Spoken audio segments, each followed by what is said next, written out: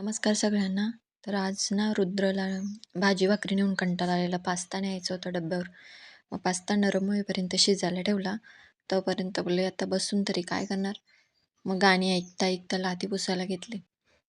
मग पटापट दुसरी पण कामं होऊन जातात. 15-20 5-10 मिनटं लागतीलच त्याला शिजायला. मग बोलले नरम होईपर्यंत शिजेपर्यंत लादी पण तरी होईल माझी पुसून. मग लादी पुसली आणि इकडं बारीक कांदा आणि टोमॅटो कोथिंबीर कापून ठेवलेली. 2 पळ्या तेल टाकला आणि मग कांदा टाकला. कधी कधी पोरांना तेच तेच खाऊन पण कंटाळा येतो ना. मग कांदा नरम होण्यासाठी थोडं मीठ टाकला आणि टोमॅटो टाकला.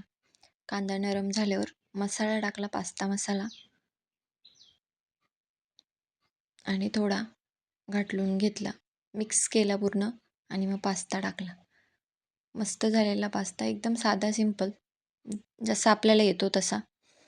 आणि मग तो डबा त्याचा थंड होत होता भाजी पास्त्या तोपर्यंत. मग बोलले गॅस वट्टा तरी धुवून होईल माझा. मग वट्टा धुवून झालेला, पुसायला घेतला.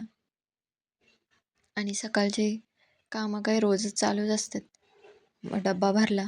आता सकाळची शाळा होती तर त्याची दुपारी झाले, त्याच्यामुळे थोडा निवांत वेळ भेटतो जरा.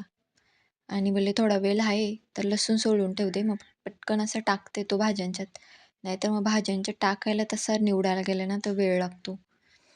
मग इथं शिवला काही सगळ्या कामात मदत करायची असते मम्मीची. मग तो पण आला मदत करायला. आणि ऊन किती लागतो. मग सरबत केला दुपारी, 12 वाजलेले. मस्त सब्जा टाकून सरबत पिले. चला मग भेटू नवीन व्हिडिओमध्ये. बाय.